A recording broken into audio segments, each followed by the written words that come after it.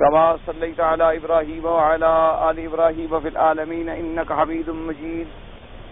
قال الله تبارك وتعالى في كلامه المجيد: أعوذ بالله من الشيطان الرجيم. بسم الله الرحمن الرحيم. والليل إذا يغشى والنهار إذا تجلى وما خلق الذكر والأنثى إن سعيكم لشتى فأما من أعطى واتقى وصدق بالحسنى فسنيسره لليسرى وأما من بخل واستغنى وكذب بالحسنى فسنيسره للعسرى وما يغني عنه ماله إذا تردى. قال المؤلف والمفسر رحمه الله تعالى كان قال الله تعالى: فإن سعيكم لشتى، أي أعمال العباد التي اكتسبوها متضادة أيضا ومتخالفة، ومن فاعل خير ومن فاعل شرا. قال الله تبارك وتعالى: فأما من أعطى واتقى، أعطى ما أمر بإخراجه واتقى الله في أموره وصدق بالحسنى، أي بالمجازات على ذلك. قاله قتادة وقال خصيف الثواب وقال ابن عباس ومجاهد وإكرمة وأبو صالح وزيد بن أسلم وصدق بالحسنى، أي بالخلف. وقال أبو عبد الرحمن السلمي والضحاك وصدق بالحسنى، أي بلا إله إلا الله. وفي رواية أن إكرمة وصدق بالحسنى، أي بما أنعم الله عليه.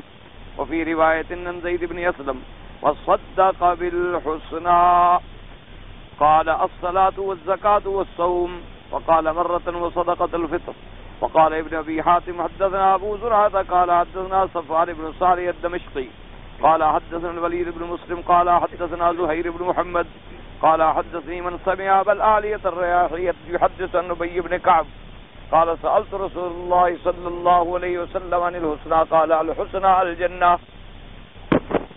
اب مفسر رحمۃ اللہ علیہ اللہ تبارک و تعالیٰ کے کلام پاک کی یہ سورت مبارکہ، سورت اللیل کی ان آیات مبارکہ میں اپنے تفسیری ارشاد فرماتے ہیں کہ اللہ تبارک و تعالیٰ نے پہلے قسم کھائی رات کی کہ واللیل اذا یغشی، قسم ہے رات کی جب رات ڈھانپ لے۔ اب وہ لفظ عام ہے کہ دن کو ڈھانپ لے، روشنی کو ڈھانپ لے، ہر چیز کو اپنے اندھیرے میں ڈھانپ لے۔ اور دوسری قسم کیا تھی؟ والنہار اذا تجلی، قسم ہے دن کی جب وہ روشن۔ اور تیسری قسم تھی وما خلق الذکر والانثی، اور جو اس نے پیدا کیے نر اور مادہ۔ تین قسمیں کھانے کے بعد فرمایا ان سعیکم لشتی، کہ تحقیق تمہاری محنت اور تمہاری سعی جو ہے وہ مختلف ہے، وہ اس میں متضاد ہے۔ تو اب مفسر رحمۃ اللہ علیہ فرماتے ہیں کہ قرآن مقدس کی ان آیات میں اگر آپ غور کریں تو پہلے قسم بھی متضاد چیزوں کی ہے، کیونکہ رات اور دن متضاد ہیں کہ رات ہوگی تو دن نہیں ہوگا، دن ہوگا تو رات نہیں ہوگی۔ اسی طریقے سے ظلمت اور نور متضاد ہیں کہ اگر ظلمت ہوگی تو نور نہیں ہوگا، نور ہوگا تو ظلمت نہیں ہوگی، یہ متضاد ہیں۔ اور اسی طرح ذکر والانثی، یہ متضاد ہیں، جو نر ہے وہ مادہ نہیں، جو مادہ ہے وہ نر نہیں۔ تو پہلے بھی چونکہ متضاد اور متخالف چیزوں کی اللہ نے قسم کھائی تھی، تو آگے بات بھی وہی ہے کہ ان سعیکم، کہ اے ابن آدم تمہاری محنت اور تمہاری سعی اور تمہارا عمل جو ہے شتا، وہ بھی متضاد ہے، وہ بھی مختلف ہے۔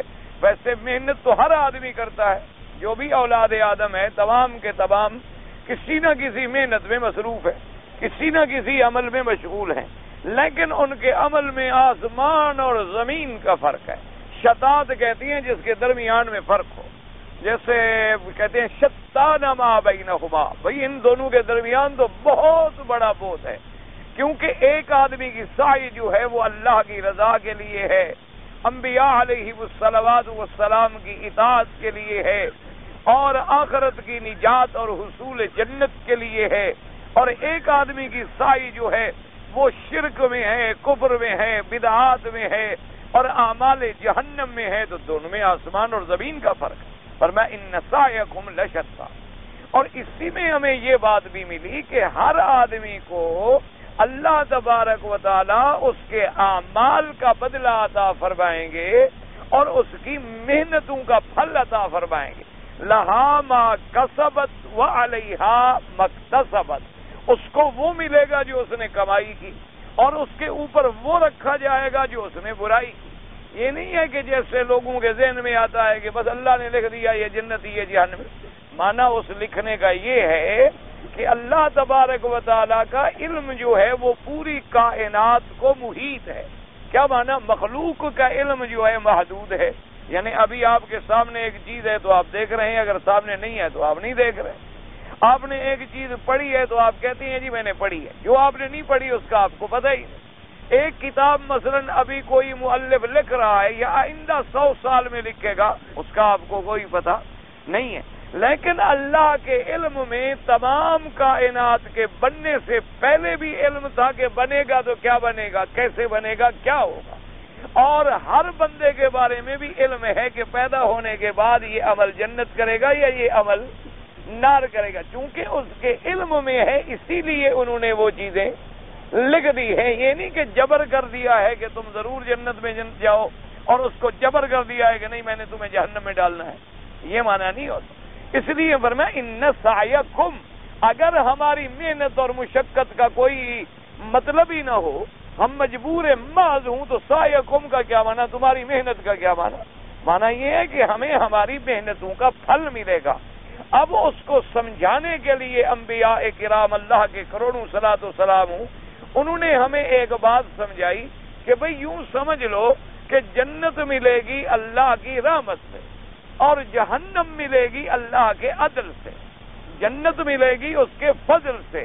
تو اس لیے کہ بھئی ہمارے اعمال کیا حقیقت رکھتے ہیں اس کی نعمتوں کے سامنے، کہ اگر ہم ساری زندگی بھی اعمال خیر کرتے رہیں تو اللہ کی ایک نعمت کا بدلہ بھی ہم ادا نہیں کر سکتے. اور پھر ان اعمال خیر کرنے کی توفیق بھی تو ہمیں اللہ نے بخشی ہے، یہ اعضاء بھی تو ہمیں اللہ نے دی ہے، سیدھے راستے کی ہدایت بھی تو ہمیں اللہ نے دی ہے. اور اگر جنت ملی تو گویا اس کی رحمت سے ہی ہمیں ملی، اور جہنم اللہ کسی کو دیں گے تو عدل ہوگا. یہ نہیں ہوگا نعوذ باللہ کہ نا انصافی سے کسی کو جہنم میں ڈال دے، یا نا انصافی سے اپنے کسی مخالف کو زیادہ سزا دے دیں، یا اس نے گناہ تھوڑے کیے ہیں ایک گناہ زیادہ لکھ دیں. نہیں، بالکل عدل ہوگا، حجت تمام ہوگی، اور تمام اس کے عذر جو ہیں ان کو ختم کیا جائے گا. اس کے بعد اللہ حکم دیں گے کہ اس کو جہنم میں ڈالو، اب یہ جہنم کا مستحق ہو چکا ہے. اس لیے فرمایا ان سعیکم لشتی، تمہاری محنت جو ہے، تمہاری مشقت جو ہے وہ مختلف ہے. اب اسی میں آپ دیکھ لیں ابو جہل کی بھی تو ایک محنت تھی، وہ بھی تو محنت کر رہا تھا، اور سیدنا ابو بکر صدیق کی بھی ایک محنت، لیکن ان دونوں کے درمیان میں کتنا فرق ہے. اب بھی دیکھ لیں دنیا میں ایک عالم دین ہے بیچارہ، توحید کا درس دیتا ہے، تو صحیح عقائد بیان کرتا ہے، اللہ کے قرآن و سنت کو سمجھاتا ہے. اس کے مقابلے پہ ایک ہے وہ بدعات میں الجھاتا ہے اور جھوٹی سچی روایتیں سناتا ہے اور قصے اور کہانیاں اور خرافات پہ گزارا کر کے محض اپنی دکانداری اور اپنا ایک حلقہ اور اپنے مریدین کا ایک ادارہ بنایا ہوا ہے. محنت تو وہ بھی کر رہا ہے، یہ تو نہیں ہے کہ وہ محنت نہیں کر رہا، محنت وہ بھی کرتا ہے، رات دن جاگتا ہے، سبق پڑھاتا ہے، درس دیتا ہے، تقریریں کرتا ہے، اپنے مریدوں کو مطمئن رکھنے کے لیے پتہ نہیں کتنے کتنے جھوٹ گھڑتا ہے. جھوٹ بنانا کوئی آسان کام ہوتا ہے، کیسے کیسے جھوٹے خواب سناتا ہے، کبھی کبھی جھوٹے قصے سناتا ہے. محنت تو وہ بھی کر رہا ہے، لیکن ان دونوں کی محنت میں آسمان اور زمین کا فرق ہے. انبیاء علیہم السلام نے بھی محنت فرمائی اور کفار نے بھی محنت کی، لیکن انبیاء کی محنت جو تھی جنت کے لیے تھی، انبیاء کی محنت جو تھی اللہ کی رضا کے لیے تھی، انبیاء کی محنت جو تھی آخرت کی فلاح کے لیے تھی. اور ان کی محنت کیا تھی؟ خسرت دنیا والآخرہ، کہ دنیا میں بھی محنت برباد ہو گئی اور آخرت میں بھی محنت برباد. اسی لیے قرآن نے کافروں کو کہا خاسری، اسی لیے قرآن نے فرمایا خاسرہ. خاسرہ کا معنی ہوتا ہے گھاٹا. گھاٹا کیا معنی؟ کہ ایک آدمی دکان کرے، محنت کرے اور نتیجہ نکلے کہ گھاٹا ہو گیا. تو محنت تو انہوں نے بھی کی تھی، لیکن نتیجہ کیا نکلا کہ گھاٹے میں پڑ گئے. دنیا کا بھی گھاٹا اور آخرت کا بھی گھاٹا آ گیا. اس لیے فرمایا ان سعیکم لشتی متضادۃ متخالفۃ، کہ کیوں؟ ایک فاعل خیر ہے اور ایک فاعل شر ہے. اس لیے اب آگے اللہ نے 3 صفتیں بیان فرمائی ہیں، یاد رکھو، کامیاب لوگوں کی، اور 3 صفتیں بیان کی ہیں ناکام لوگوں کی. 3 صفتیں اللہ نے ان کی بیان کی اور 3 صفتیں ان کی بیان کی. اسی لیے آپ اور سورت کے ربط کو اگر آپ غور کریں تو دیکھیں اللہ نے یہاں کتنی چیزوں کی قسم کھائی تھی. اس سورت میں کتنی چیزوں کی قسم ہے؟ 3 چیزوں کی. 3 چیزوں کی قسم ہے نا، واللیل والنہار وما خلق الذکر والانثی. قسم بھی 3 چیزوں کی ہے. کامیاب لوگوں کی صفتیں بھی 3 ذکر فرمائیں اور ناکام لوگوں کی صفتیں بھی 3 ذکر فرمائیں. اب کامیاب لوگوں کی کیا صفتیں؟ فرمایا فَأَمَّا مَنْ أَعْطَى وَاتَّقَى وَصَدَّقَ بِالْحُسْنَى. فرمایا پہلی صفت یہ ہے کامیاب لوگوں کی کہ اللہ کے راستے میں دیتے ہیں، اللہ کے راستے میں جو اللہ نے ان کو. اب یہ لفظ عام ہے، لفظ جامع ہے، لفظ یعنی عموم پر ہے اور شامل ہے. کیا معنی؟ فَأَمَّا مَنْ أَعْطَى، جو اللہ کے راستے میں دیتے ہیں. کیا دیتے ہیں؟ زکوٰۃ واجب ہے دیتے ہیں، صدقات واجب ہے دیتے ہیں، والدین کا نفقہ واجب ہے دیتے ہیں، بیوی بچوں کا خرچہ واجب ہے دیتے ہیں، اور خیرات کے فلاحی کاموں میں دیتے ہیں، اور کلمہ خیر بھی دیتے ہیں، صدقات کرتے ہیں. اعطا، دینے والے ہیں. فَأَمَّا مَنْ أَعْطَى، ایک چیز. دوسری صفت کیا ہے؟ وَاتَّقَى، اللہ سے ڈرتے ہیں. یہ نہیں کہ دیتے ہیں دکھاوے کے لیے. دنیا میں خیرات کر رہے ہیں کہ لوگ ہمیں حاتم طائی سمجھیں، دنیا کو خیرات کر رہے ہیں کہ لوگ ہمیں بہت بڑا سخی اور بہت بڑا آدمی سمجھیں. نہ، فرمایا وَاتَّقَى، اپنے اللہ سے ڈرتے ہیں. جب اللہ سے ڈریں گے تو شرک بھی نہیں کریں گے، اللہ سے ڈریں گے تو ریا بھی نہیں کریں گے، اللہ سے ڈریں گے تو سمعت بھی نہیں کریں گے، اللہ سے ڈریں گے تو غیر اللہ کی رضا کے لیے بھی کوئی کام نہیں کریں گے. ایک جامع لفظ آ گیا. فرمایا فَأَمَّا مَنْ أَعْطَى وَاتَّقَى، یہ 2 چیزیں. اور تیسری صفت کیا؟ وَصَدَّقَ بِالْحُسْنَى، اور تصدیق کرتے ہیں حسنہ کی. اب حسنہ سے کیا مراد ہے؟ بعض مفسرین کرام نے فرمایا وَصَدَّقَ بِالْحُسْنَى، انہوں نے فرمایا حسنہ کا معنی ہے لا الہ الا اللہ محمد الرسول اللہ، کہ انہوں نے وہ تصدیق کرتی ہیں یعنی شہادتین کی، توحید اور رسالت کی. کیونکہ اگر تصدیق نہ کریں تو نہ خیرات کسی کام کی، نہ اللہ سے ڈرنا کسی کام کا. بعض علماء نے فرمایا وَصَدَّقَ بِالْحُسْنَى، حسنہ کا کیا معنی ہے؟ یعنی الثواب. وہ جب اللہ کے راستے میں دے رہے ہیں تو تصدیق کرتے ہیں کہ اس کا ثواب بھی اللہ ہمیں عطا فرمائیں گے. اللہ تبارک و تعالیٰ کے ثواب دینے کی بھی تصدیق کرتے ہیں. یہ نہیں سمجھتے کہ ہم جو دنیا میں خیرات کر رہے ہیں، صدقات کر رہے ہیں، اچھے اعمال کریں، ہمارے ضائع چلے جائیں گے. نہیں، سوال نہیں پیدا، اس کا یقین ہے. وہ تصدیق کرتے ہیں کہ ہمیں اس پر اللہ ثواب دے. اور فرمایا وَصَدَّقَ بِالْحُسْنَى. بعض علماء مفسرین نے فرمایا بالخلف. کیا معنی؟ کہ جو کچھ ہم اللہ کے راستے میں دے رہے ہیں اس کا بدلہ بھی اللہ ہمیں عطا فرمائیں گے. جیسے کہ قرآن پاک میں دوسری جگہ بھی وَمَا أَنفَقْتُم مِّن شَيْءٍ فَهُوَ يُخْلِفُهُ، جو کچھ تم اللہ کے راستے میں خرچ کرتے ہو اسی کی ذات تمہیں اس کا بدلہ دینے والی ہے. اور بعض علماء نے فرمایا وَصَدَّقَ بِالْحُسْنَى، حسنہ سے کیا مراد ہے؟ ابی ابن کعب رضی اللہ تعالیٰ عنہ فرماتی ہیں سألت رسول اللہ صلی اللہ علیہ وسلم، میں نے حضور پاک سے پوچھا کہ مل حسنہ یا رسول اللہ، حسنہ سے کیا مراد ہے؟ فرمایا الجنہ. آپ نے فرمایا کہ حسنہ سے مراد جو ہے وہ جنت ہے. کیا معنی ہے؟ وہ تصدیق کرنے والے ہیں جنت کی. اگر ان سارے اقوال کو دیکھا جائے تو بالکل متقارب ہے، متقاربۃ المعنی ہے، یعنی لا تضاد فیہما، ان میں کوئی تضاد نہیں ہے. کیا معنی؟ جو ثواب کی امید کرے گا تو ثواب میں اللہ جنت ہی دیں گے، جو جنت کی امید کرے گا تصدیق کرے گا معنی آخرت پر ایمان لایا. اور اسی طرح جس کو ثواب کی اور بدلے ملنے کی تو یقین ہے کہ اللہ دنیا میں بھی بدلہ دیں گے اور آخرت میں بھی بدلہ دیں گے. اور اسی طرح یہ سارا کون کرے گا؟ من قال لا الہ الا اللہ محمد الرسول اللہ، جو اللہ تبارک و تعالیٰ کی توحید کا اقرار کرے گا، حضور پاک صلی اللہ علیہ وسلم کی رسالت کا اقرار کرے گا. اصل میں بات کیا ہے؟ یہ میں نے کئی دفعہ آپ کو عرض کیا ہے کہ یہ تفسیری اقوال ہوتی ہیں بات کو سمجھانے کے لیے. کیونکہ قرآن پاک میں ایک لفظ عام آ گیا حسنہ، اب حسنہ کا لفظ قرآن میں کئی مقامات پہ استعمال ہوا ہے، اور کئی مقامات پہ حسنہ کا معنی جنت بھی آیا، کئی مقامات پہ حسنہ کا معنی کلمہ شہادت لا الہ الا اللہ بھی آیا، اور کئی مقامات پر حسنہ کا معنی زیادہ بھی آیا ہے کہ اللہ جو تم عمل کرتے اس سے بھی زیادہ تمہیں عطا للذین احسنوا الحسنى۔ اسی طرح سے خلف کے معنی میں بھی آیا ہے کہ وما انفقتم من شیء فهو یخلفہ۔ تو لہذا مفسرین کرام نے جتنی اس لفظ کے ترجمے پورے قرآن میں موجود تھے ان کے مطابق اپنی بات کا ذکر فرما دیا، ورنہ بات سب کی ایک ہی ہے، کیونکہ جب کلمے پہ ایمان ہوگا تو اللہ کے نبی پر بھی ایمان ہوگا، آخرت پر بھی ایمان ہوگا، جنت پر بھی ایمان ہوگا، جزا پر بھی ایمان ہوگا، ثواب پر بھی ایمان ہوگا۔ اس لیے یہ لفظ مبارک جو ہے عام ہے۔ اب یہ تین صفتیں ہیں، جن لوگوں میں یہ تین صفتیں پیدا ہو جاتی ہیں اللہ فرماتے ہیں فَسَنُيَسِّرُهُ لِلْيُسْرَىٰ، جو آدمی ان تین صفتوں پہ عمل کرے، ان تین صفتوں کو مضبوطی سے باندھ لے، یاد رکھیں، اور تین صفتیں یاد رکھنا بڑا آسان ہے۔ سب سے پہلے تصدیق تو ہونی چاہیے تھی ایمان کی، لیکن اس کا ذکر بعد میں آیا، کیونکہ کبھی قاعدہ یہ ہوتا ہے کہ من الادنی الی الاعلی، کبھی بیان ہوتا ہے من الادنی الی الاعلی، اور کبھی بیان ہوتا ہے قرآن میں من الاعلی الی الادنی، کہ پہلے اعلیٰ کا ذکر کیا جاتا ہے پھر درمیانہ اور پھر نیچے والا، کبھی یہ ہوتا ہے کہ پہلے نیچے والا پھر درمیانہ پھر اعلیٰ کا ذکر کیا جاتا ہے۔ تو یہ اسلوب بیان ہے اللہ کے قرآن پاک میں، ورنہ اگر ایمان نہ ہوگا تو خیرات کی بھی کوئی قیمت نہیں۔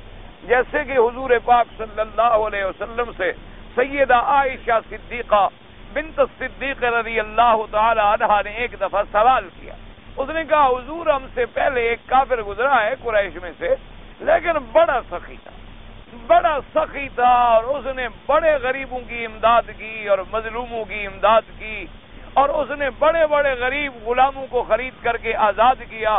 تو بی بی عائشہ نے پوچھا حضور کیا اس کو بھی آخرت میں کوئی درجہ ملے گا؟ تو حضور نے فرمایا کہ نہیں، قیامت میں مشرک اور کافر کو کسی عمل کا کوئی صلہ نہیں ملے گا، اس لیے کہ جب اس کا آخرت پہ ایمان ہی نہیں ہے تو اس نے تو اللہ سے آخرت مانگی ہی نہیں۔ جو آدمی آخرت پہ ایمان ہی نہیں رکھتا، جس کا قیامت پر ایمان ہی نہ ہو، جس کا آخرت پر ایمان ہی نہ ہو، جس کا جنت پر ایمان ہی نہ ہو، تو اس نے تو اللہ سے مانگا ہی نہیں، وہ تو ایمان ہی نہیں لے آیا، تو اللہ اس کو وہاں کوئی بدلہ نہیں دیں گے۔ البتہ کافر کا عمل دنیا میں اس کو بدلہ اللہ دے دیتے ہیں، کبھی اولاد عطا فرما دی، مال عطا کر دیا، صحت عطا کر دی، دولت عطا کر دی، اقتدار مل گیا، کوئی کرسی مل گئی، کوئی فائدہ ہو گیا، دنیا میں اس کا بدلہ ہو جاتا ہے، کیونکہ دنیا میں تو جیسے مثلا مسلمان کا ملک ہو تو اس میں کافروں کو بھی زندہ رہنے کا حق ہے، اسی طرح اگر کہیں کوئی کافروں کا ملک ہے اور مسلمان وہاں تھوڑے رہتے ہیں تو قانون میں تو وہاں اقلیت کو بھی زندہ رہنے کا حق ہوتا ہے۔ تو اللہ تو تمام بادشاہوں کے بادشاہ ہے اور تمام کائنات کے بادشاہ ہے، تمام عالم کے مالک اور متصرف ہے، تو انہوں نے بھی اپنی دنیا میں مومن ہے یا کافر ہے، دنیا کے اندر سب کو حقوق دیے ہیں زندہ رہنے کے۔ یہ نہیں ہے کہ مومن کو زمین پہ چلنے کا حق ہو اور کافر نہ چلے، یہ نہیں ہے کہ مومن تو آسمان کے نیچے رہتا ہو اور کافر نہ رہ سکے، یہ نہیں ہے کہ مومن کو صحت ملے اور کافر کو نہ ملے، یا مومن کو ہوا لگے اور کافر کو نہ لگے، یا ٹھنڈی ہوا چلے کسی اچھے آدمی عبادت والے کو لگے اور گناہگار کو نہ لگے۔ فرمایا نہیں، یہ نظام عالم دنیا ہے، یہاں تو ہم جو چیز بھی ہے سب کو دے دیں گے، لیکن نظام آخرت جو ہے وہاں صرف اپنے ماننے والوں کو دیں گے، اپنے باغی کو نہیں دیں گے، کسی کافر اور مشرک کو نہیں دیں گے، کیونکہ اسی لیے تو ہم نے یہ عالم بنایا، اسی لیے تو یہ دنیا اللہ نے پیدا کی کہ اس میں تمہارا ابتلا، تمہارا اختبار، تمہارا امتحان ہو جائے کہ مومن کون ہے اور مشرک کون ہے، مسلم کون ہے اور کافر کون ہے، حق والا کون ہے اور باطل پہ کون ہے، اللہ کے قرآن کے ماننے والا کون ہے اور انکار کرنے والا کون ہے، حضور پاک کی فرما برداری کرنے والا کون ہے اور نافرمانی کرنے والا کون ہے۔ اس طرح یہ دنیا عالم، اب دنیا میں جو جینا ہے، ہوا چلتی ہے سب کو لگتی ہے، اور بارش برستی ہے سب کے گھر میں برستی ہے، صالح کے گھر میں بھی برستی ہے اور فاسق کے گھر میں بھی برستی ہے۔ اللہ تبارک و تعالیٰ کے دریا چلتے ہیں، اس سے جناب جہاں ہم پانی پیتے ہیں وہاں جانور بھی پانی پیتے ہیں، وہاں کافر بھی پانی پیتے ہیں، ان کی کھیتیوں کو بھی جا کے دریا سیراب کرتے ہیں، ان کی کھیتیوں میں بھی پھل اگتے ہیں، تو یہ تو ایک نظام عالم ہے دنیا کا. اور نظام آخرت کیا ہے کہ جو مومن ہوگا اس کے لیے جنت ہوگی اور جو کافر ہوگا اس کے لیے جہنم ہوگی. اس لیے فرمایا لا یستوی اصحاب النار اصحاب الجنہ. فرمایا یہ کبھی نہیں ہو سکتا کہ میں جنت والے اور جہنم والوں کو برابر کر دوں. پھر تو عدل ہی نہ ہوا کہ ایک ماننے والا ہو ایک نہ ماننے والا, ایک حضور پاک کا کلمہ پڑھنے والا ہو ایک انکار کرنے والا, ایک آدمی ساری زندگی سنت پہ چلتا رہے ایک بدعتوں میں الجھا رہے, اور دونوں بھر قیامت والے دن برابر ہوں. فرمایا یہ تو پھر میرے عدل کے خلاف. اس لیے فرمایا افمن کان مؤمنا کمن کان فاسقا لا یستوون. فرمایا کہ اے میرے بندو غور کرو, کیا مومن اور فاسق برابر ہو سکتے ہیں؟ ہرگز نہیں برابر ہو سکتے. اسی طرح فرمایا کیا اندھا اور آنکھوں والا برابر ہو سکتا ہے؟ نہیں ہو سکتا, کیونکہ آنکھوں والا اپنا راستہ دیکھ کے چل رہا ہے اور اندھا ٹھوکریں کھا رہا ہے, کبھی گڑھے میں گر جاتا ہے, کبھی کیچڑ میں پاؤں پڑ جاتا ہے, کبھی حرام چیز میں پاؤں پڑ جاتا ہے. تو فرمایا جو مومن ہے وہ آنکھوں والا ہے اور جو کافر ہے وہ اندھا ہے. جیسے فرمایا کہ سننے والا اور بہرا کبھی برابر نہیں ہو سکتا, جیسے فرمایا کہ گرمی اور ٹھنڈک کبھی برابر نہیں ہو سکتی. گرمی گرمی ہے اور ٹھنڈک ٹھنڈک ہے. اس لیے فرمایا ان سعیکم لشتی. اب ایک لوگوں کی محنت کیا تھی؟ اعطا واتقا وصدق بالحسنى. اس لیے کوشش کیا کریں اللہ تبارک و تعالی جتنی توفیق عطا فرمائے, اللہ تبارک و تعالی جتنی ہمت عطا فرمائے اللہ کے راستے میں, سب سے پہلے تو صدقات واجبہ کا خیال کرے بندہ. یہ ہمیشہ یاد رکھیں. کیا معنی؟ ایک آدمی کے ذمہ مثلا 1000 ریال زکوٰۃ ہے, وہ زکوٰۃ نہ دے اور ویسے 1500 ریال خیرات کر دے, کوئی فائدہ نہیں. یہ مسئلہ ہمیشہ یاد. یہی ہمارے یہاں بنیادی غلطیاں ہیں جو دماغ میں بیٹھ جاتی ہیں اور حل ہونے میں نہیں آتی. اور پھر آدمی ایک دماغ میں بات رکھنے کے بعد اگر کچھ سوچے تو پھر مسئلہ سمجھ نہیں آتا. مسئلہ سمجھ تب آتا ہے کہ آدمی اپنے آپ کو خالی ذہن کر اور آدمی اپنے اللہ سے دعا مانگے کہ میرا اللہ یہ تیرا کعبہ مرکز ہدایت ہے اور میں تیرا بندہ ہوں, تیرے دروازے پہ آ گیا ہوں, تو اپنی رحمت سے میرے لیے ہدایت کے اسباب پیدا فرما دے اور مجھے صحیح مسئلہ جو ہو وہ سمجھا دے. دعا بھی کرے محنت بھی کرے تو پھر بات سمجھ آتی. اس لیے ہمیشہ, یا مثلا ایک آدمی رات کو عشاء کی نماز نہ پڑھے اور ساری رات تہجد پڑھتا رہے, کوئی فائدہ نہیں. کوئی دھیلے کا بھی فائدہ نہیں. سب سے پہلے تو ذمہ داری ہے اللہ کے فرائض پورے کرو. سب سے پہلے عقیدہ ٹھیک ہو, عقیدہ توحید نمبر 1. اس کے بعد کیا ہے کہ نماز فرض ہے, ادا کر. اللہ نے امیر بنایا, دولت عطا فرمائی 2.5% سال میں, جو سارے خرچے کرنے کے بعد, سارے معاملات ادا کرنے کے بعد خالص نفع ہے اس میں 2.5%, وہ زکوٰۃ فرض ہے, زکوٰۃ. زندگی میں امیر آدمی ہے, ایک دفعہ حج فرض ہے, حج ادا. زندگی کے اندر ہر مہینہ رمضان کا جب آئے روزے فرض ہیں, روزے. سب سے پہلے فرائض اللہ کی ادائیگی. اب فرائض اللہ کی ادائیگی کے بعد اگر والدین بوڑھے ہیں ان کا خرچہ بھی تیرے ذمہ ہے کہ وہ اگر کمزور ہیں اور ان کے پاس جائیداد نہیں ہے تو اولاد کی ذمہ داری ہے کہ اپنے والدین پہ خرچ کر. یعنی یہ تمہارا احسان نہیں ہے, یہ تمہاری کوئی مہربانی نہیں, بلکہ اللہ نے تیرے ذمہ واجب کر دیا ہے کہ بھئی اگر تیرے والدین جو ہیں اگر وہ مسکین ہیں, محتاج ہیں اور اللہ نے تمہیں کچھ دیا ہے تو والدین کا اتنا بڑا حق ہے کہ حضور نے فرمایا انت ومالک لابیک. اس سے بڑا بھی لفظ ہے, فرمایا انت ومالک لابیک, تم بھی اور تمہارا مال بھی, جو کچھ تمہارے پاس ہے تمہارے باپ کا ہے. فرمایا کیوں؟ اللہ نے تمہیں اسی سے تو پیدا کیا ہے. اللہ تبارک و تعالی نے اسی کو تو تمہارا ذریعہ بنایا ہے ولادت کا. اللہ تبارک و تعالی نے اسی سے تو تمہیں دنیا میں آنے کا سبب پیدا کیا ہے. تو فرمایا ان کا خرچہ واجب. اب اسی طریقے سے بیوی ہے تو بیوی کا سکنا, رہائش اور بیوی کا خرچہ, یہ جو ہے یہ بھی انسان پہ واجب ہے. یہ نہیں کہ گھر میں بیوی بھوکی بیٹھی رہے اور تم باہر خیرات کر رہے ہو, یہ کوئی مسئلہ نہیں شریعت, بلکہ آدمی الٹا گناہگار ہوتا. یہ لوازمات کو سمجھیں. والدین کا خرچ ضروری, والدین کے بعد اپنے بیوی کا خرچہ تمہارے اوپر ضروری، اولاد کا خرچہ بھی تمہارے اوپر، اولاد کا خرچہ بھی جب تک کہ اولاد بالغ ہو کر کسی کا کسی کام میں نہ لگ جائے، وہ تیرے پاس ہے تو ان کا خرچہ بھی تمہاری ذمہ داری پر۔ اور اس خرچے کی مقدار کیا ہوتی ہے؟ جو اللہ نے تیری حیثیت بنائی، یعنی اگر تم امیر آدمی ہو تو خرچہ بھی امیروں والا کرو، اگر تم درمیانے آدمی ہو تو خرچہ بھی درمیانے آدمی والا کرو، اگر تم غریب آدمی ہو تو خرچہ بھی غریب آدمی والا کرو۔ یہ تمہاری شرعاً ذمہ داری ہے۔ ان چیزوں کے کرنے کے بعد اگر اللہ عطا فرمائے تو پھر صدقات نافلہ ہے، یعنی پھر صدقات نافلہ ہے۔ کیا مانا کہ خیرات کر رہے ہو؟ اچھا، ان خیرات میں بھی سب سے زیادہ مستحق کون ہے؟ تیرے غریب رشتہ دار۔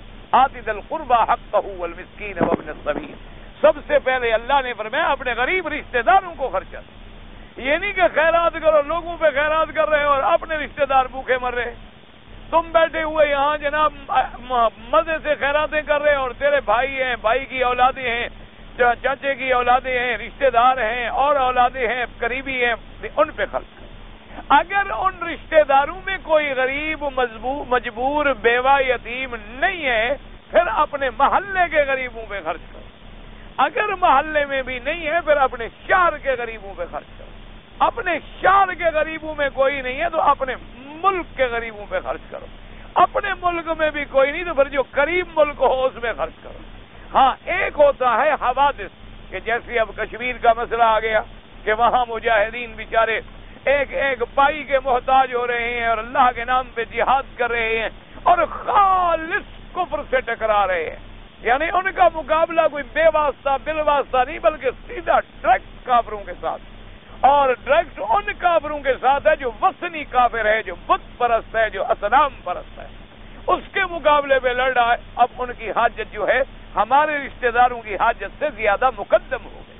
مجاہدین افغانستان ہیں، مجاہدین فلسطین ہیں، برما کے مسلمان ہیں، بنگلہ کے مسلمان ہیں جو بیچارے فاقے سے مر رہے ہیں۔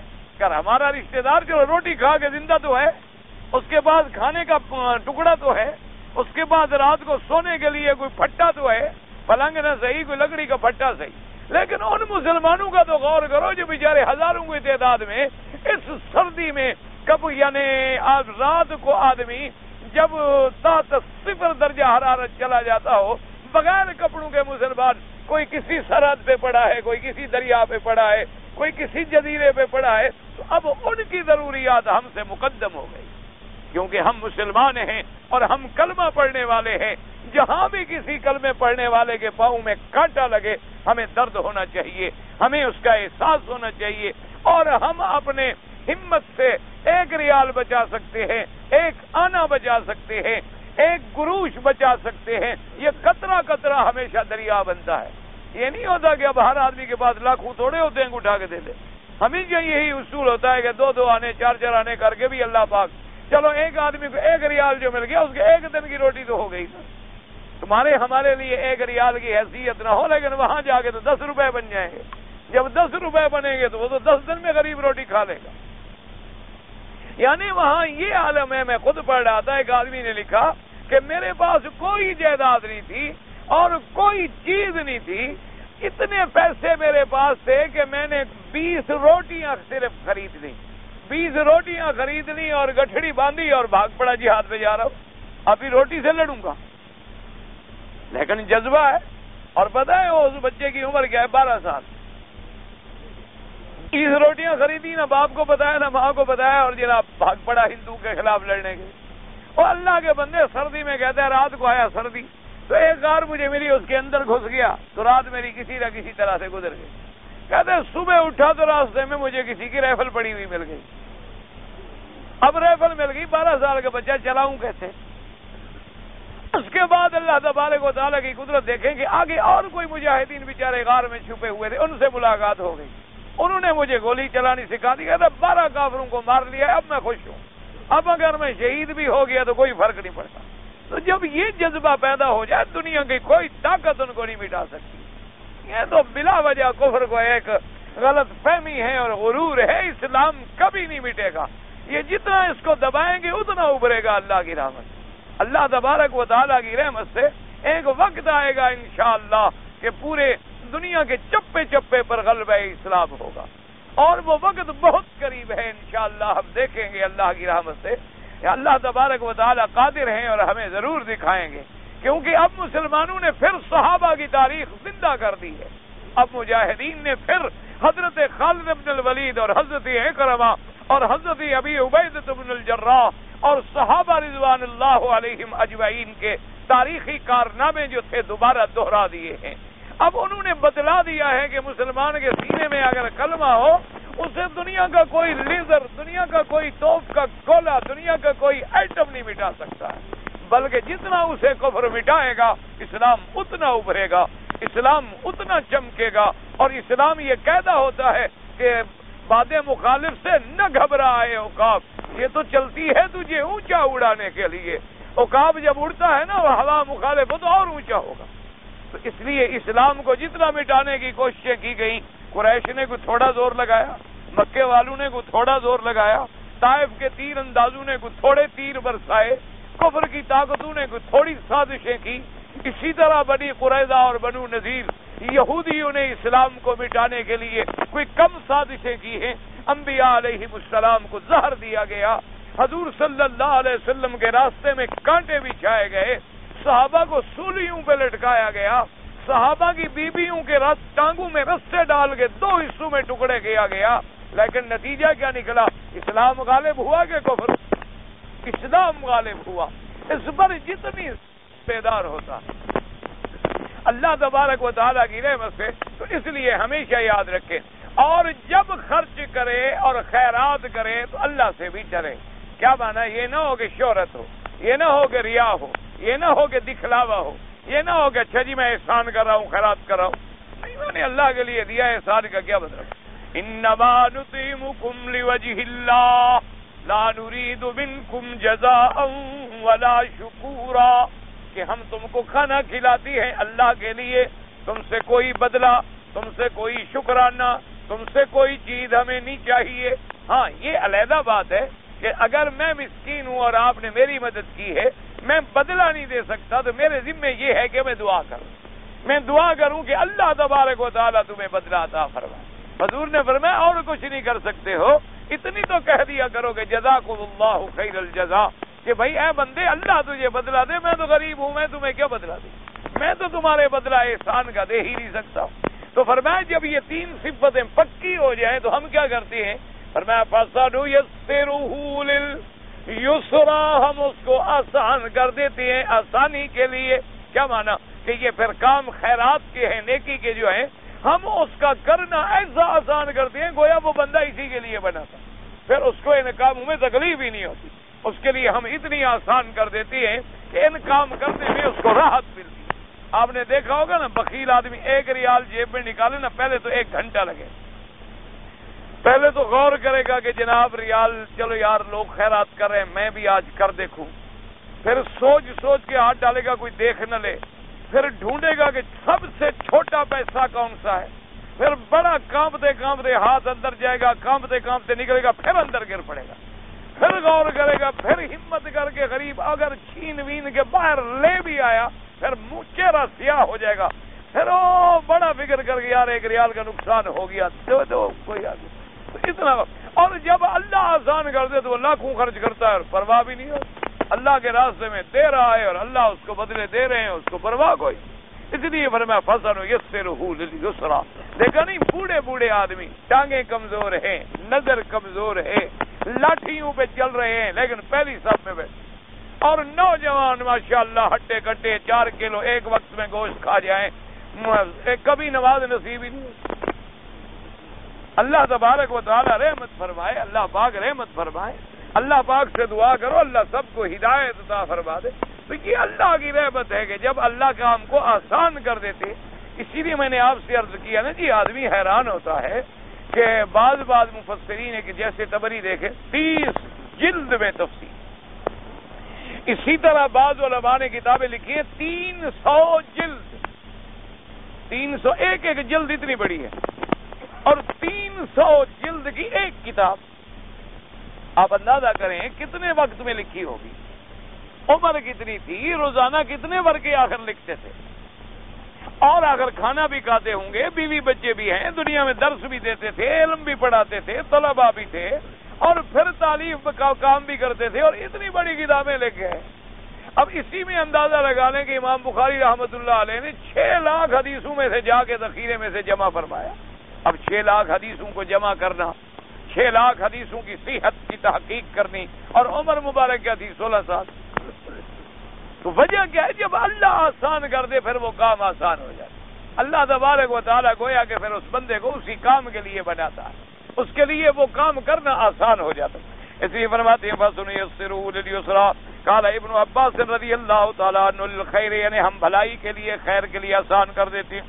وقال زید بن اسلم یعنی للجنہ، یعنی ہم اس کو جنت میں جانا جو ہے آسان کر دیتے ہیں۔ وقال بعض السلف من اصواب الحسنۃ الحسنۃ بعدها ومن جزاء السیئۃ السیئۃ بعدها، بعض ہمارے سلف صالحین نے فرمایا کہ تم یہ دیکھو کہ میں نے نیکی کا کام کیا ہے، میری نیکی قبول ہوئی یا نہیں ہوئی۔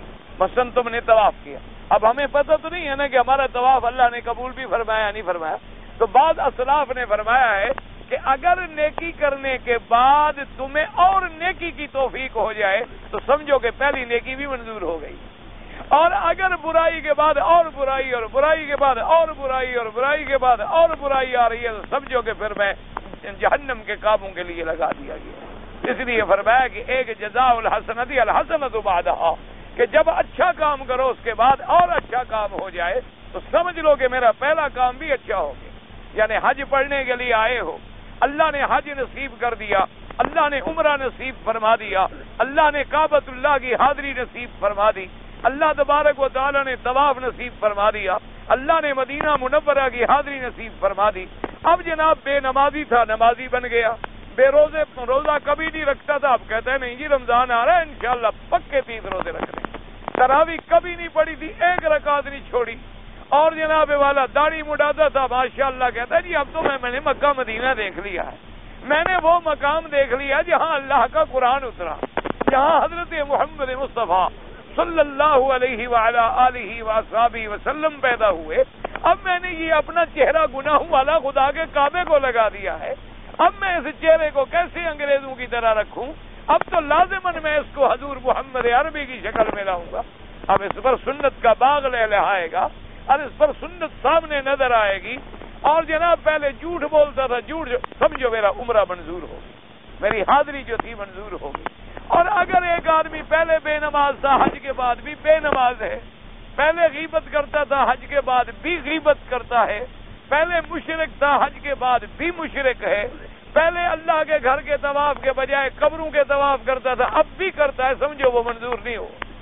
ایک آسان فیصلہ ہے، یعنی تم نے اپنے اعمال کو جانچنا ہو تو تمہارے ہاتھ میں کہ کیا اس عمل کے بعد تیری زندگی میں کوئی بھلائی کا انقلاب آیا ہے، کوئی اچھائی کی طرف تیرے تبدیلی آئی ہے، تیرے قول میں، تیرے فعل میں، تیری صورت میں، تیری سیرت میں، تیرے عمل میں، تیرے کردار میں۔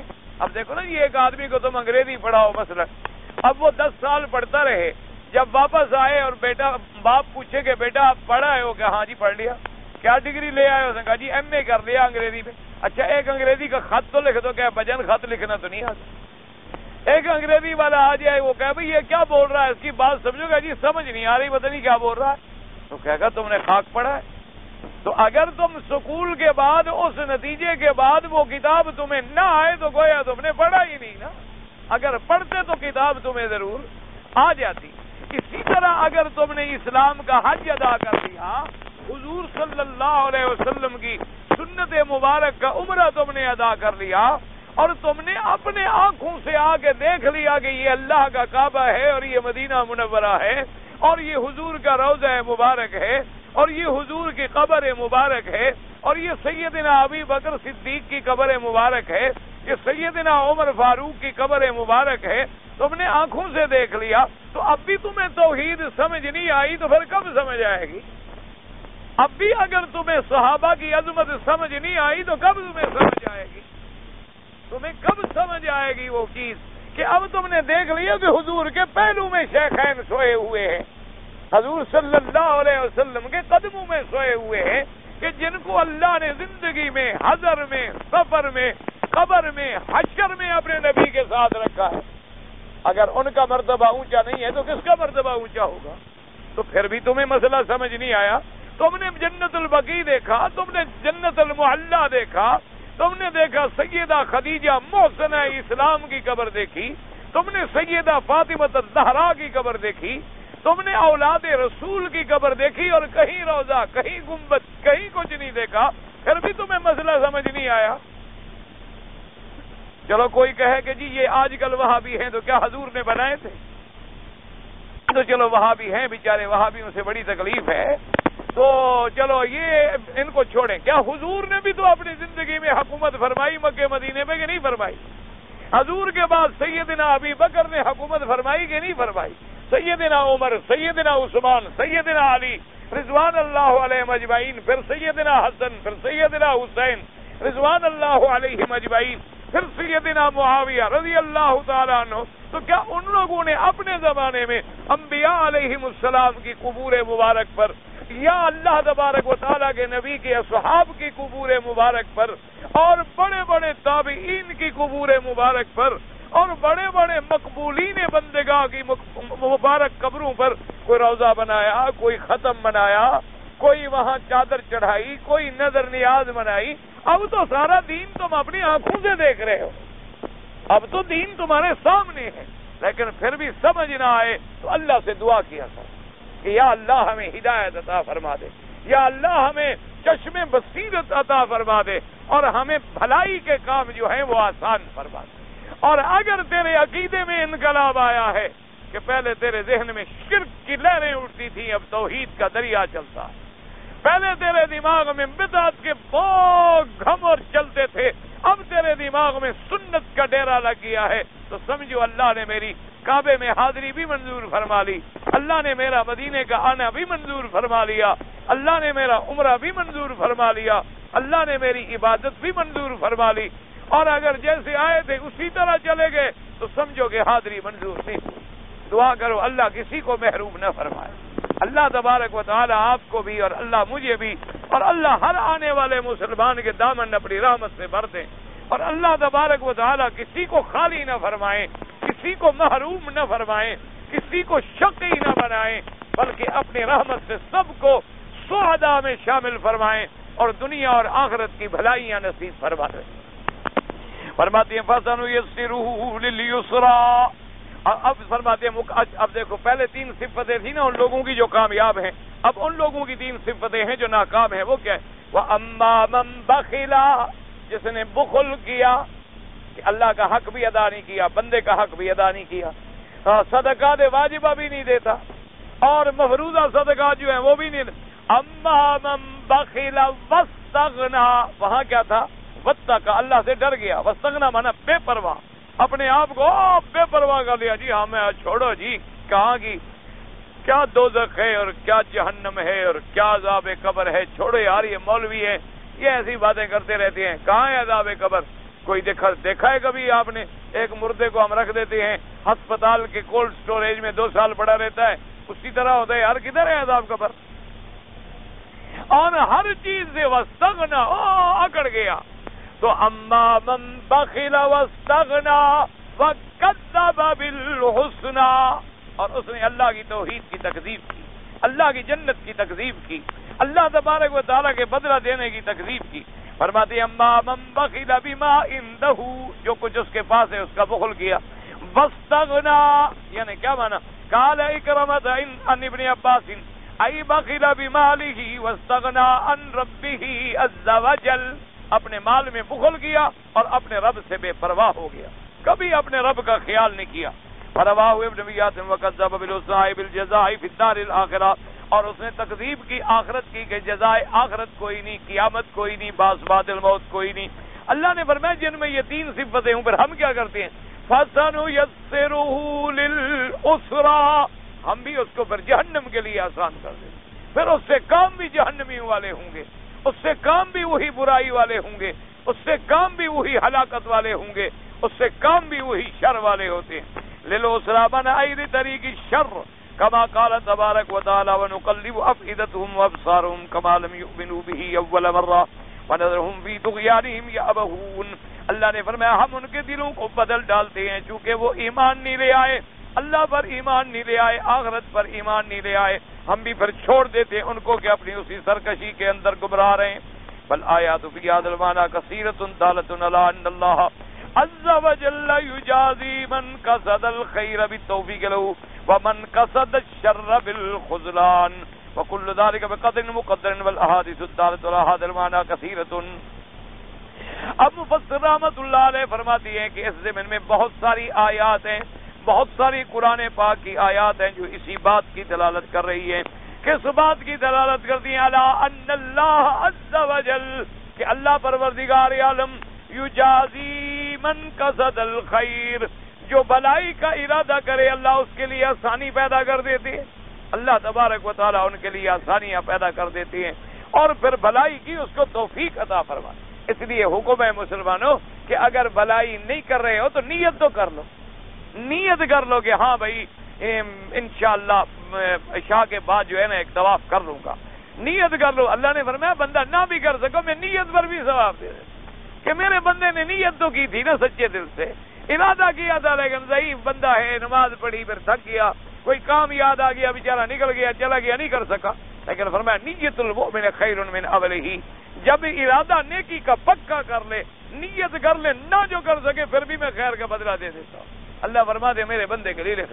اسی طرح حدیث مبارک میں آتا ہے کہ جو آدمی اپنی زندگی میں مثلا روزانہ 2 طواف کرتا تھا، نفل پڑھتا تھا، قرآن پڑھتا تھا، بیمار ہو گیا یا بیچارہ بوڑھا ہو گیا، ضعیف ہو گیا، چل نہیں سکتا، تو اب کیا کرے؟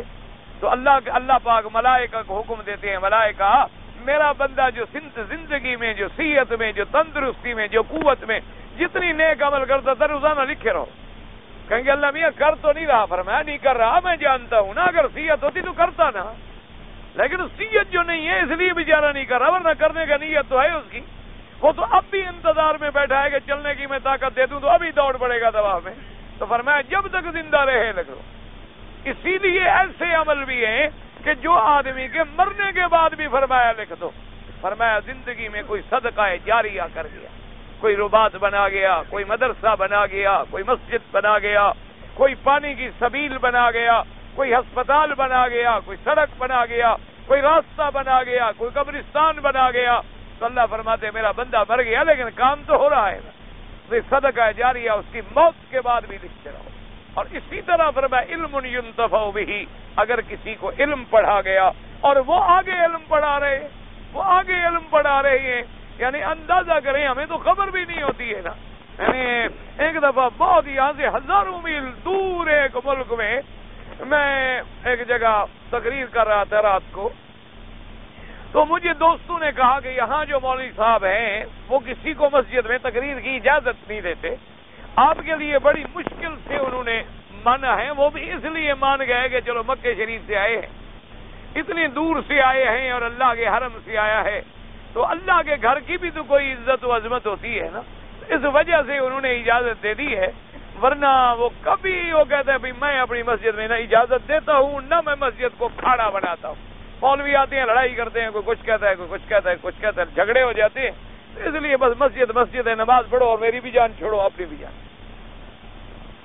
خیر بہرحال اب جناب وہ تقریر ختم ہو گئی، رات کے تقریباً کہیں 1 بج گیا، اور رات کا جب ہم فارغ ہوئے تو جناب وہ ایک آدمی دوڑتا ہے، اس نے کہا جی آپ بیٹھے، وہ مولانا جو ہیں، وہ یہاں کے عالم جو ہیں، بزرگ جو ہیں اور یہاں کے جو امام ہیں وہ ملنے کے لیے آ رہے ہیں۔ تو میرے ساتھ جو ساتھی تھے انہوں نے کہا جی عجیب بات ہے، یہ مسجد میں کسی کو نہیں آنے دیتا، اس کو پتہ نہیں کیا شوق ہو گیا کہ 1 بجے رات کو آپ کو ملنے کے لیے آ رہا ہے۔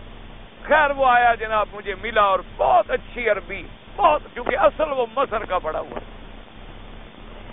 اور مصر کا پڑھا ہوا عربی نہیں بولے گا تو پھر کون بولے گا؟ ہم تو ویسے ہی بیچارے عجمی ہیں، نہ اپنی آتی ہے نہ عربی آتی ہے، ہم تو درمیان میں رہ گئے، نہ ادھر والے نہ ادھر والے۔ ان کی تو اللہ نے زبان دی ہے نا جی، لہن دیا ہے ان کو، تو اللہ نے بولنے کا اور پڑھنے کا تو خاص ایک ملکہ اور ایک نعمت عطا فرمائی ہے، جو نعمت کسی کو ملے گا تو اس کا اعتراف کرنا چاہیے آدمی کو۔ یار یہ بہت پیاری عربی بولی اور بڑی محبت سے مجھے ملا اور بڑا خوش ہوا، کہنے لگا کہ میرا تو اصول ہے میں کسی کو اجازت نہیں دیتا، لیکن آپ کو میں نے تقریر کی اجازت دے دی اور پھر بھی میں نے یہ احتیاط کی کہ بھئی جلدی جلدی میں نکل جاؤں تاکہ تقریر میں مجھے بیٹھنا نہ پڑے، مجھے نہ سننی پڑے کہ آپ نے کیا کیا ہے۔ لیکن میں مسجد سے نکلا اور گھر پہنچا اور اسپیکر کی آواز آ رہی تھی تو مجھے آواز کو جانی پہچانی لگتی تھی، تو پھر میں بیٹھ گیا سنتا رہا، تو 1 بج گیا۔ تو اب جب تقریر ختم کی تو میں نے کہا میں جا کے پوچھوں یہ آواز مجھے اچھی کیوں لگتی ہے، اور سمجھ آتی ہے کہ جیسے میں نے کہیں سنی ہو۔ لوگوں سے پھر میں نے پوچھا کہ یہ کون ہے، تو انہوں نے آپ کے والد کا نام بتایا، تو میں نے تو آپ کے والد سے ابو داؤد پڑھا تھا، میں تو شاگرد ہوں ان کا، اور ہزاروں میل دور مجھے پتہ ہی نہیں۔ وہ کہنے لگا مجھے، انہوں نے کہا کہ شیخ خیر محمد کے بیٹے ہیں، میں نے کہا میرے تو وہ استاد سے، بھائی میں نے تم سے ابی داؤد پڑھا ہے اور میرے تو استاد کا بیٹا۔ کہنے لگا جی اب تو آپ کہیں اور جا نہیں سکتے، اب تو میرے گھر میں جائیں گے، میرے گھر میں ہی رہیں گے، اور جب تک آپ یہاں ہیں سوال ہی پیدا نہیں ہوتا کہ میں جانا۔ کبھی اللہ کے بندے میں جن کا مہمان ہوں میں ان کا کیا کروں؟ انہوں نے کہا جی وہ مہمان جانے میں جانوں، گھر والے جانے وہ جانے۔ تو اللہ کی رحمت سے اللہ نے مجھے یہاں بہت عزت دی ہے، علم دیا ہے، مسجد دی ہے، خیر اللہ رحمت کرے۔ بہرحال اس کے کچھ حالات اور بھی عجیب تھے، پھر خیر آپس میں باتیں ہوتی، تو کہنے کا مقصد یہ تھا کہ اب ہمیں کوئی پتہ ہے کہ بھی وہ کون آدمی۔ اس نے کہا جی میں تو آپ کے والد سے بھی داؤد پڑھا۔ کبھی کبھی ایسے لوگ بھی ملتے ہیں ہمیں، وہ کہتے ہیں جی ہم نے تو آپ کے والد سے فلاں سن میں پڑھا۔ ٹھیک ہے، ہمیں تو پتہ ہی نہیں۔ علم ينتفع بھی، علم پڑھا گئے اور وہ آگے پڑھا رہے ہیں اور خدمتیں کر رہے ہیں، اور اللہ ان کا ثواب مرنے کے بعد بھی لکھ رہا ہے۔ اور اسی طرح فرمایا ولد صالح يدعو له، فرمایا کہ اگر کوئی بیٹا اچھا چھوڑ گیا، شرط یہ ہے کہ اچھی اولاد ہو۔ اگر ہم نے اپنی اولاد کو اچھا نہیں بنایا تو ہمارے بعد وہ اچھا کیا کریں؟ اگر ہم نے انہیں قرآن نہیں پڑھایا، ہم نے انہیں دین نہیں پڑھایا، ہم نے انہیں حضور پاک کی سیرت نہیں پڑھائی، ہم نے انہیں صحابہ اہل بیت کی حقیقت نہیں سمجھائی، ہم نے انہیں عقائد نہیں پڑھائے، تو ہمارے بعد وہ کیا کریں گے؟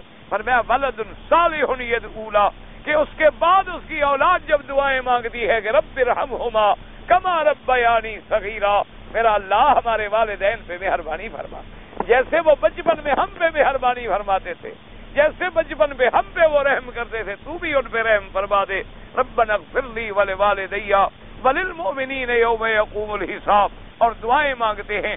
اس لیے مفسر فرماتے ہیں الحمدللہ والآیات فی ھذا، اس میں بہت بڑی احادیث اور آیات کثیرہ موجود ہیں کہ اللہ تبارک و تعالی جو بھلائی کا ارادہ کرے اس کو بھلائی کی توفیق دیتے ہیں، اور جو آدمی نعوذ باللہ برائی کا ارادہ کرے اللہ اس کو پھر ذلیل کرتے ہیں، اور کہتے ہیں وَكُلُّ ذَلِكَ بِقَدْرٍ مُقَدَّرٍ، اس میں کوئی شک نہیں ہے کہ ہر چیز جو ہے اللہ کے انداز اور اللہ کی تقدیر میں ہے، کیونکہ جب ہم دنیا بنی ہی نہیں تھی اللہ نے اپنے علم سے ہر چیز کو جو ہے وہ لکھ دیا تھا۔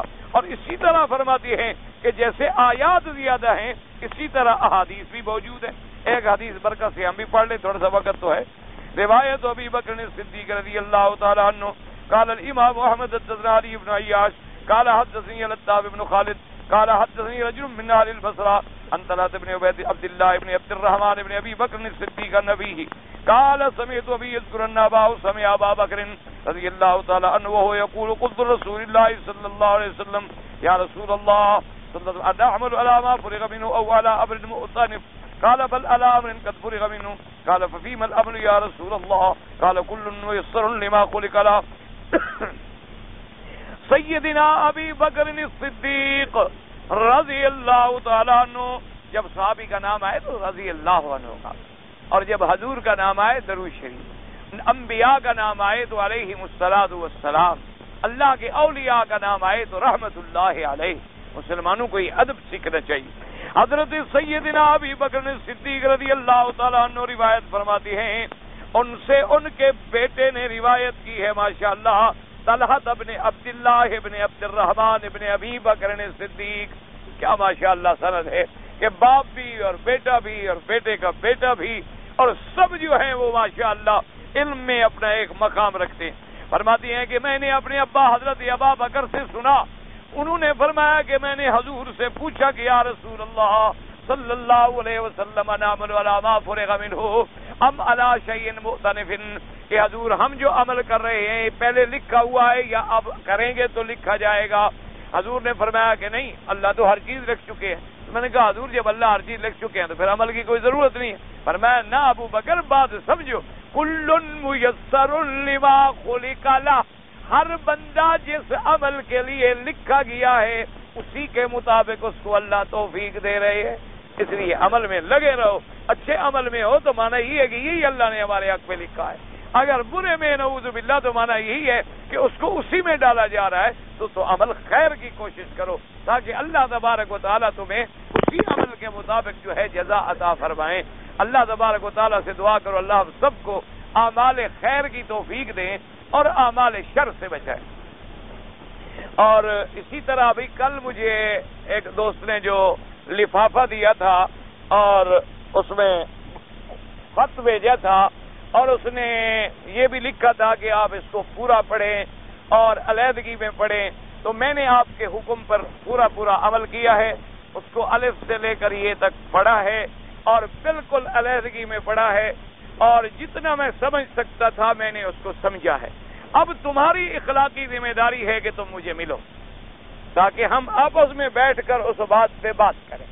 اگر میرے اندر غلطی ہے تو میں اپنی غلطی کا اعتراف کروں، اور اگر تم نے بات غلط سمجھی ہوئی ہے تو تم اپنی اصلاح کرو تاکہ بات جو ہے اب تم نے مجھے بھیج دیا، میں نے تمہارے حکم کی تعمیل کر دی. اب وہ چونکہ آپ نے نام نہیں لکھا، ایڈریس نہیں لکھا، ورنہ میں آپ کو خط لکھ کر جواب بھیج دیتا. آپ نے لکھ دیا عین چودھری. اب عین سے تو پتہ نہیں کئی چیزوں کا مراد ہو سکتا، کئی نام بن سکتے ہیں. عبد الرحمن بھی ہو سکتا ہے، عبداللہ بھی ہو سکتا ہے، اور اسی طرح عاشق بھی ہو سکتا ہے، اور کئی نام بن سکتے ہیں. تو اب تمہاری اخلاقی ذمہ داری یہ ہے کہ تم مجھے آ کر ملو، اپنا تعارف کراؤ کہ جی میں یہ چودھری صاحب ہوں، یہ میں نے لکھا ہے اور یہ میری غلط فہمی ہے. میں کوشش کروں کہ تمہیں وہ بات خدا کرے سمجھ آ جائے. اگر میں نے سمجھا سکوں تم مجھے سمجھاؤ. یہ میرا اللہ کے حرم میں وعدہ ہے کہ میری غلطی ہوگی تو میں معاف کروں اور میں اعتراف کروں گا، اور دوسرے دن درس میں آ کے میں بتلا دوں گا کہ بھئی مجھے بھائی نے یہ مسئلہ سمجھایا ہے. اس میں جو تم نے مسئلے لکھے ہیں ایک نور بشر کا، وہ ٹھیک ہے اگر آپ کو سمجھ نہیں آ رہا یا مجھ سے سمجھیں یا مجھے سمجھا دیں. دوسرا مسئلہ آپ نے لکھا ہے اذان سے پہلے صلاۃ و سلام کا، وہ بھی اگر آپ کو سمجھ نہیں آ رہا میں کوشش کروں گا سمجھانے. اگر میں نہ سمجھا سکا آپ مجھ کو سمجھا دیں کہ جناب یہ حدیث مبارک موجود ہے، حضرت بلال نے پڑھا ہے، حضرت ابی محذورہ نے پڑھا ہے، حضرت عبداللہ ابن ام مکتوم نے پڑھا ہے، اور اذان حضور کے زمانے میں مکے میں بھی ہوتی تھی، مدینے میں بھی ہوتی تھی، بدر میں بھی ہوتی تھی، خیبر میں بھی ہوتی تھی، تبوک میں بھی ہوتی تھی. اگر کسی حدیث میں مل جائے وہ آپ مجھ کو بتلا دیں گے، میں بالکل تسلیم کروں گا، یہ میرا وعدہ ہے. باقی آپ نے اس میں جو مجھے گالیاں دی ہیں وہ میں نے آپ کو معاف کی، وہ میں نے آپ کو معاف، اس کا مجھے کوئی رنج نہیں ہے. میں نے تمہیں معاف کر دی ہیں، باقی اللہ جانے تم جانو. اب اگر تم نہ ملے پھر میں خط بھی سناؤں گا اور جواب بھی دوں گا. پھر تم کہو گے تمہیں مجھے تکلیف ہوتی ہے، آپ سخت لفظ کہتے ہیں، اس لیے میں ان کو سنانا بھی نہیں چاہتا کسی کو. لیکن تمہاری اخلاقی ذمہ داری ہے کہ تم مجھے ملو.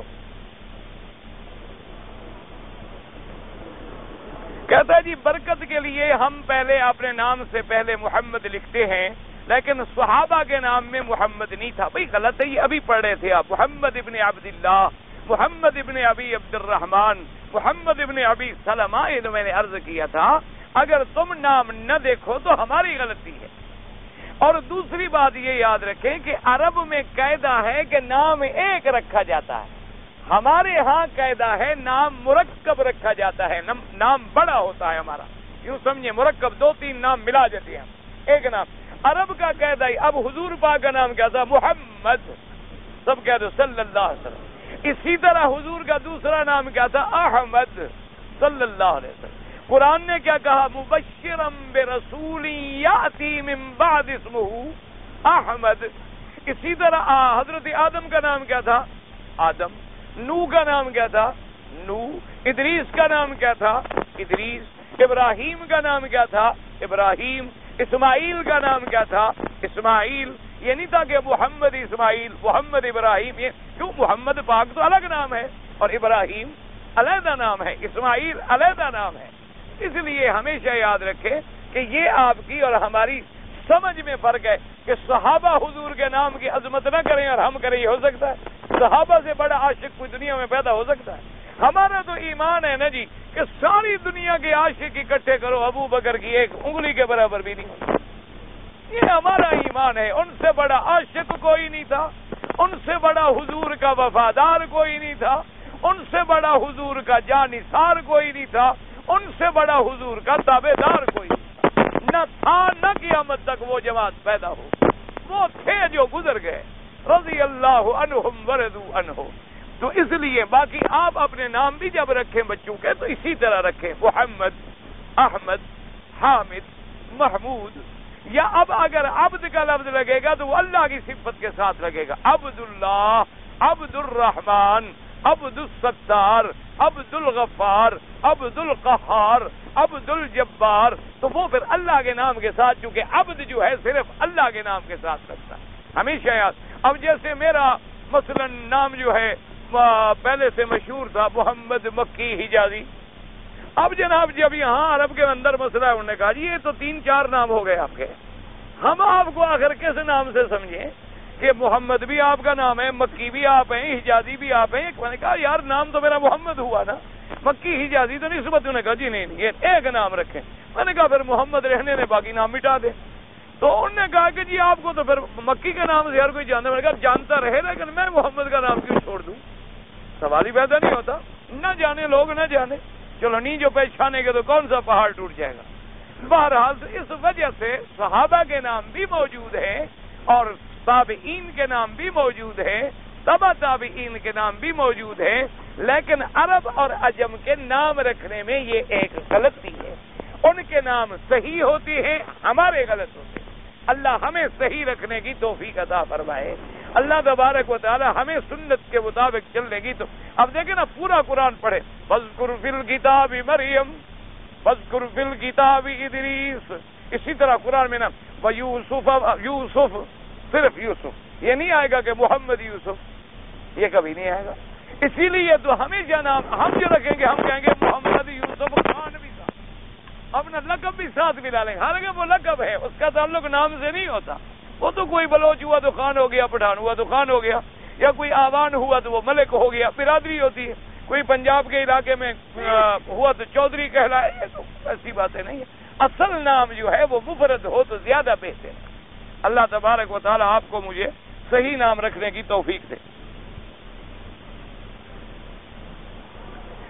میرے اوپر بہت قرض ہے تو دعا کریں. بھائی قرض کے لیے سب سے پہلے تو نیت کریں کہ اللہ میں نے قرضہ اتارنا ہے.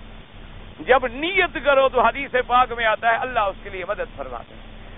دوسرا، روزانہ رات کو سورۃ الواقعہ پڑھا کرو اور استغفار جو بھی تمہیں آئے، استغفر اللہ جو بھی تمہیں آئے جتنا زیادہ پڑھ سکتے ہو. وضو ہے نہیں ہے، اٹھتے بیٹھتے چلتے پھرتے پڑھا کرو. اللہ کی رحمت سے قرضہ اتر جائے گا.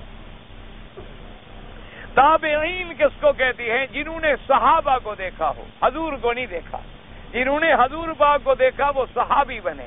جنہوں نے